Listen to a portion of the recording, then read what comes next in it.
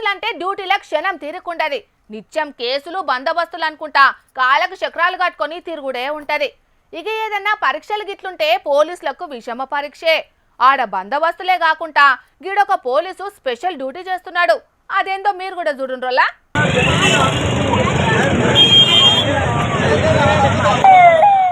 ఆగో గీ బుజ్జేం తప్పు చేసిందని పరిశాన్ కాకుండ్రుల్లా.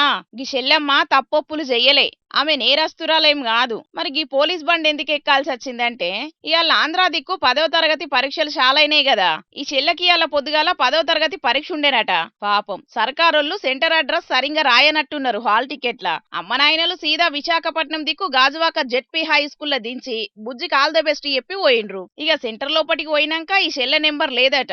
ఇక ఆడున్నోళ్ళు వడ్లపూడి దిక్కున్న కనితి హై స్కూల్ కు పోవాలని చెప్పేటాలకు గుండె ఆగినంత పనయింది. టైం దగ్గర పడుతున్నది. ఎట్లా నేడుచుకుంటా గేట్ కాడికి పోయింది. ఎంబటే ఆడ డ్యూటీ చేస్తున్న గీ పోలీస్ అన్న బండి దిప్పిండు. చెల్లెనెక్కించుకొని వడ్లపూడి కాడున్న హై స్కూల్లో దింపిండు. టైం లోపటినే దించటాలకు చెల్లె నిమ్మలమైంది. ఈ పోలీస్ అన్న టైం కాడ లేకపోతే ఎంత పరిశానవునో. చెల్లెకు పరీక్షలు బాకీ ఉన్నాయి, రాసే ఛాన్స్ దక్కింది గాని పోలీసోళ్ళకైతే ఇసొంటి స్పెషల్ డ్యూటీలతోని తిప్పలే ఉన్నది. పోండ్రి తప్పని పరిస్థితులలో తీసుకుపోవాల్సి వచ్చింది. ఏ డ్యూటీకైనా తగ్గేదే లేదని పోలీస్ అన్న చూపెట్టిండు. పరీక్షలు రాసే పిల్లగాండ్లు ఎప్పుడు ఎసొంటి పరిస్థితులు ఎదురైతాయో ఎవ్వలకు తెలియదు. ఓ గంట ముందుగాలనే పరీక్ష సెంటర్ కు చేరుండ్రి.